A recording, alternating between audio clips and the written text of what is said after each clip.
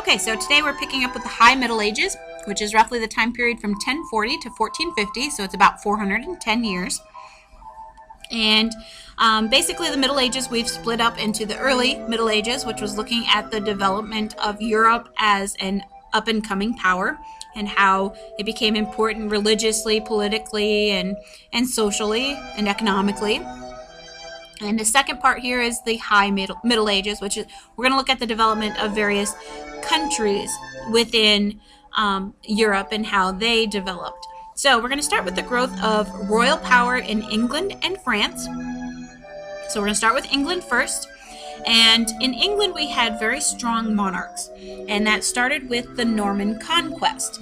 In 1066, King Edward of England, he died without an heir. And we read this in the English Queen's reading about his queen and how that all came about. And anyway, Edward died without an heir, and his death is going to trigger this power struggle. And the power struggle is between Harold, who is his brother-in-law, and Harold was chosen to succeed Edward because Edward had no child. But the Duke of Normandy, which was William of Normandy, and Normandy's in France, he claimed that he had been promised the position of king by Edward previously, prior to his death. And so William felt that he had been cheated out of this crown, that he had been promised it, and so he is going to go to war to take it from Harold. And William is going to raise an army, and he gets the backing of the Pope for this as well, and he sails across the English Channel. And he and Harold are going to meet at the Battle of Hastings, and William and his troops are going to defeat Harold, and Harold dies. And so Christmas Day of 1066, William is going to be crowned King of England, and he's nicknamed William the Conqueror as a result. Eventually, he's going to exert a lot of firm control over his new English lords, because not all of them were very happy that a French guy was coming in to control them. He's going to grant fiefs, or areas of land, to the church and to Norman lords, so French lords. But he keeps a large amount of land for himself. He also is going to monitor who builds castles and where they're building them, because he wants to be aware of any problems that may come as a result of that. He wants to know who's going to be building fortifications that may try and overtake him. So he's kind of a good guy to plan ahead, sort of thing. He also requires that every vassal swear their allegiance first to him rather than to their feudal lord. So all of the vassals are loyal to him rather than to his nobles. So again, he's trying to make sure that he's not going to be overthrown. Eventually, William wants to learn more about his new country and his new people, and so he has a complete census taken in 1086. So he's been in power for 20 years, and he feels like he doesn't really know his country, so he asks this census to be taken in order to learn more about his people. And this census is called the Domesday Book. Looks like Domesday, but it actually is pronounced Doomsday. And the Domesday Book is going to list every castle, every field, every pig pen in England. So it's very minute in its details. And people came to refer to it as kind of like the coming of days. It's like God's last judgment, because nobody could escape from it. It's very thorough in terms of how much money you were making and how many pigs you had, or how many acres you were farming. And it was kind of inevitable, because the census takers would be coming to your house to ask all these questions. And so people really felt like, the English people really felt like it was God coming to make its last judgment on you. Now, the nice thing about the Domesday Book is that it will help to create an efficient system of taxing. That some people were being taxed too heavily and others were being not taxed enough. And so by taking this census, William actually is able to come up with a more effective system of taxing the English people. Now, like I said, he gives a lot of land to Norman lords. The French-speaking nobles are going to rule over England, but the Anglo-Saxon population still survived. They still continued. And so over the next 300 years, we're going to see a blending of these cultures together, the Normans with the Anglos and Saxons. And so with the next 300 years, we get a lot of customs and language and traditions that's going to come out of this blending of cultures from William the Conqueror. He also is going to increase the royal authority, having more power to the king. And William's successors are going to strengthen two key areas that are going to help to give more power to the king. The first is finances, and the second is law. And so they're going to create what's called the Royal Exchequer. And the Royal Exchequer is a treasury that is used to collect all the taxes, the fees, fines, and other dues. And so all the money is located in one spot. And it keeps a very detailed accounting system. So they know where the money is coming from, and they know where it's going out to. So, like I said, his successors, the people who come after him, are also going to expand the king's power. The next one that we're going to look at is Henry II. Now, Henry II inherits the throne in 1154. He's very energetic, he's very well educated, and he is going to broaden the system of royal justice, that the king is going to take more part in the court system, in the judicial system. And so the decisions of the royal courts are going to become the basis for English common law. That's laws that are the same for everybody, that applies to everybody. However, the royal courts are going to charge a fee for their services, that if you want to use the royal courts, which are going to have this common law that applies equally to everybody, you have to pay a fee, and that fee goes to the Royal Exchequer. So it's a way of financing the government as well. But eventually that decision to charge that fee is going to lead to a tragic clash between the government, with King Henry II, and the church. Now, Henry's efforts to expand his royal power is going to lead to a clash with the Catholic Church. Henry claims that he had the right to try the clergy in his courts, that if the clergy messed up, he can put them on trial in his courts. And the church doesn't quite agree with that. They had their own court system, and they felt, well, the clergy, even if they break a royal law or a governmental law, they still should be tried in the church court. And so Thomas Becket, who was Archbishop of Canterbury, and a one-time very close friend of Henry, is going to oppose this action. And so it kind of leads to them being on the outs with each other, and this conflict between them is going to simmer for years. And then in 1170, Henry was just getting really frustrated with Thomas, and frustrated that he wasn't listening to his side, and all kinds of stuff. But he's at this banquet, and 4 of Henry's knights are going to overhear Henry say something to the effect of, "I wish somebody would do something about that pesky Thomas." And 4 of his knights are going to hear this, and believing that they are doing Henry's bidding, they go in and they murder the archbishop in his cathedral. So they go into this house of God, and they kill Archbishop Thomas Becket.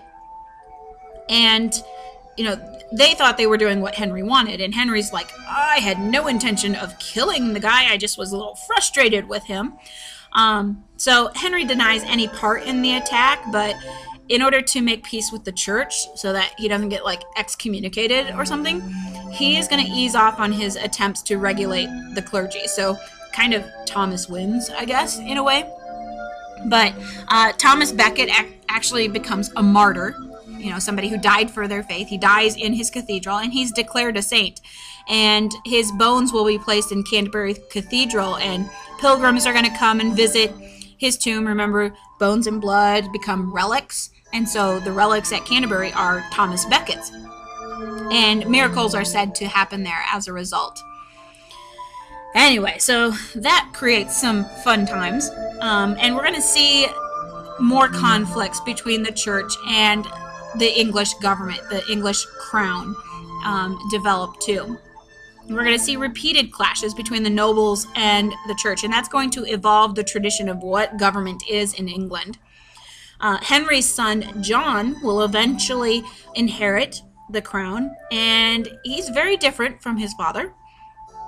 He's clever, he's greedy, he's cruel, he's kind of untrustworthy, just not really the guy that you want to be in charge of the country, but he does because he's Henry's son, and they pass on father to son kind of thing. Anyway, John himself is going to have conflicts with the church. He's going to battle with Pope Innocent III over who should be the new Archbishop of Canterbury. Remember, the other one dies. Thomas Becket dies. They have to replace him. Well, King John believes that he should be able to make that selection. Pope Innocent III says, no, he should have the ability because it's a church thing. So John begins to attack the church, and the Pope excommunicates him. And to make matters worse, he places England under interdict. Remember, interdict is that wonderful punishment the church can place on an entire area. So he places an interdict on England, which excommunicates the entire country. And it's a political move because it's meant to put pressure on King John to basically give in. And the pressure proves to be too much. King John has to give in. He's forced to. And so in addition to basically saying, okay, Pope Innocent, you win, you get to pick who's going to be Archbishop of Canterbury, he also had to give the whole country of England to the Pope as a land, as a fief controlled by the Pope. And then they also had to pay a yearly fee to the church. So it's kind of not just a slap on the wrist, it's a slap across the face too as well. So that is going to anger King John's nobles, because in order to pay that yearly fee, he had to raise taxes. So he raises the huge taxes, and he does other things as well as that abuse his power as king. And so in 1215, his nobles are going to get basically just fed up with King John, and a group of these rebellious nobles are going to force John to basically sign at sword point a document called the Magna Carta. And the Magna Carta is Latin for Great Charter. And it's a document that they force him to sign. And it says that the king confirms that the nobles have this list of rights. They have these certain rights, and it protects the rights of the nobles. But it also has these two basic ideas that are going to shape the future English government. The first, it says, nobles have certain rights, and eventually that will be extended to all English citizens, that all English citizens have certain rights, not just the nobles. The second is that it's going to make clear that the monarch also has to obey the laws. They're not exempt just because they're king or queen. And so that is going to help shape the government as well, because prior to this, the king is kind of exempt from everything. He could do whatever he wanted. But with the Magna Carta, it says that they also have to obey the law. They don't get exception or special treatment. So with the Magna Carta, the king John agrees not to raise any new taxes without the consent of his great council. And his great council is going to consist of the nobles and clergy, who are like his advisors. And so he can't raise new taxes unless he gets their approval first. So it's kind of like a checks and balance system, kind of an early form of that. Well, eventually the Great Council is going to develop into what is today known as Parliament. During the 1200s, the English rulers often called on that Great Council for advice, and eventually it developed into the Parliament of today. And the Parliament of today, in the 1200s, it was formed as the House of Commons, which is 2 knights from every county and representatives from each town. So it's a large group. And then you have the House of Lords, which is your clergy and your nobles, so your upper classes. And so that's how it's structured. Even yet today, you have a House of Commons and a House of Lords. So that's kind of England and how it developed. Now we're going to look real quick at France and the royal successes in France. Now, France is not unified like England. In fact, it had territories that were ruled by these great nobles. So a lot of times they were fighting against each other. You had like Normandy and Alsace and Lorraine and Brittany and all kinds of different things that were kind of fighting against each other a lot of times. And eventually you get a family that's going to come to the forefront, and that family are the Capetians. In 987, the feudal lords are going to elect Hugh Capet, who was the Count of Paris at the time. They didn't have a king, so they said, well, let's have Hugh Capet become the next king of France. And he was chosen not because they thought he'd do a good job. In fact, he was chosen because he was seen as being too weak to pose a threat to the nobles. That there's no way he's going to stand up to the nobles, and there's no way that he's going to do anything that's going to put his position in danger. So he's going to be a weak king that we can mold, and we can influence to do the things we want him to do. And so Hugh and his heirs are going to slowly increase their royal power. So they kind of work behind the scenes. They're not like out front saying, yeah, we're going to go against the nobles. Instead, what they're doing, the first thing they do is they make the throne hereditary, where it passes from father to son. And so in France, you're going to have 300 years of an unbroken succession, which makes the throne and the kingship, the monarchy, very, very strong. In addition, they're going to add to their lands. The reason he was so weak was he didn't have a whole lot of land. So they're going to add to their land. Land means power. And the way they do that is they're going to add to their lands by playing these rival nobles off of each other. So basically, they're like I said, they're working behind the scenes, and they're saying, oh, well, this person said this about you, or this person's sleeping with your wife, and you need to challenge them. And so when they start fighting each other, the king can come in and say, you two need to stop fighting. And because you started fighting and messed up stuff going on, you have to give me land. And so they're able to gain more and more land, just little chunks at a time. But all those little chunks eventually add up to this big piece of land that they now own, which gives them more power. Like I said, land is power, and you want land.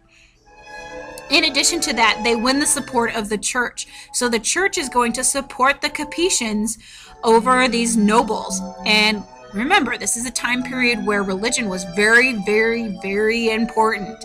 And so if the church isn't going to support you and isn't going to like you, you're going to basically have to do what the church says, because otherwise they could excommunicate you and then you would be denied heaven. So that was a huge thing. So we have Hugh Capet, who was the founder of the Capetians, and one of his successors is Philip Augustus. And Philip Augustus is Philip II, and he was kind of an interesting guy. He's balding, and he has like this perpetually red face, like he's always like blushing kind of thing, but he always has a very red face. He eats and he drinks too much, which maybe has something to do with why he always has a red face. You know, that capillaries burst under your skin and give you this blotchy appearance. But he's very good as a leader. He's a very able leader. And he's going to strengthen the government of France. He's going to pay middle-class officials to government positions rather than appointing the nobles, because if you appoint the nobles, you can't really trust them. Whereas middle class had no hope of being involved in government, and so if you pay them to be involved in the government, you have their trust, you have their loyalty. So that was a way to get a government that you could trust, that you could put some reliance on. He's also going to organize a standing army. And a standing army means that it's an army that's always there. Typically, before this, you would have basically a recruitment army, where if you got into trouble, you would call out to your nobles and say, hey, I need your knights. And that would take like 2 or 3 months before they could get equipped and get there and then organize together as an army. Whereas if you had a standing army, it is always equipped and ready to go no matter what. So it gives them more response time to have a standing army as opposed to one that you have to recruit in. So that helped. The next major king of France that we're going to look at is Louis IX, and he's known as the model monarch. Louis IX was the grandson of Philip Augustus, and he kind of embodied the perfect monarch. He was generous, he was noble, he was devoted to justice, he really followed the rules of chivalry, so he was seen as like this ultimatum of being the best kind of king. In fact, within 30 years of his death, he is going to be declared a saint. So that's how we get St. Louis, like the city in Missouri that's named after him. Anyway, so he's declared a saint within 30 years of his death, which is actually pretty astonishing, because typically you have to wait like 100 years before somebody recognizes how important you are. So, but that quick turnover tells us a lot about Louis IX. Anyway, so St. Louis was a very deeply religious man, and so as a part of his religion, he persecuted Jews and he persecuted heretics, and he actually leads 2 wars against the Muslims. But that's really, I mean, that's part of why he's recognized as a saint. But he's also recognized because he does improve the royal government. He's going to send out officials to check on his nobles. Now, that's very similar to the Missi Dominici that were sent out by Charlemagne. So, again, we can see that influence of Charlemagne on governments. He's going to expand the royal courts, but it's under him that serfdom ends in France. And they no longer have this system of serfdom. Now you have peasants instead of serfs. Eventually, there will be a clash with the Pope as well. So it's not just the English kings that are having problems with the Pope. The French kings also have some problems. Louis's grandson, which is Philip IV, he is going to try to collect taxes from the clergy. So remember Henry was trying to try the clergy in the courts. King Philip IV is going to try and collect taxes from them. And that's going to lead to a fight with Pope Boniface VIII. And Pope Boniface says that the king cannot tax the church without the church saying it's okay. Well, what church in their right mind is going to say, sure, tax the crap out of us? They're not. So Philip is actually going to be kind of a pain about it. And he says, well, fine, you don't want me to tax you. I'm still going to tax you. I have that authority as king. And if you don't pay it, then I'm going to arrest any clergy who doesn't pay. And so he begins arresting like monks and nuns and archbishops and priests and all kinds of stuff. And eventually he's going to send troops to arrest the Pope as well. So he sends troops to arrest Pope Boniface. And luckily, Pope Boniface escapes, but he's injured pretty badly. He's badly beaten in the process, and he actually dies pretty soon after. So it causes a lot of hard feelings between the monarchy of France and the Pope and the church. Well, eventually, Philip is going to set up a group called the Estates General. And the Estates General is set up by Philip in 1302. And what this does is it gives representatives from the three estates, which is why it's called the Estates General. But the three estates are the three classes of people in France. And you have the clergy, you have the nobles, and the townspeople. Now, the Estates General never really gains the same amount of powers as the English Parliament does. Now, the English Parliament, remember, had to approve things that the king wanted to do. But in the Estates General, there's no power over money. They don't really balance the power of the king. They're basically there to say, give the thumbs up kind of thing. That yes, whatever you're doing is great, and we say, sure, go ahead and do it. And so it doesn't really become like an advisory body. It's not really a check and balance to the king's power. And so that is how the French and the English develop in their governments and what kind of problems they were encountering.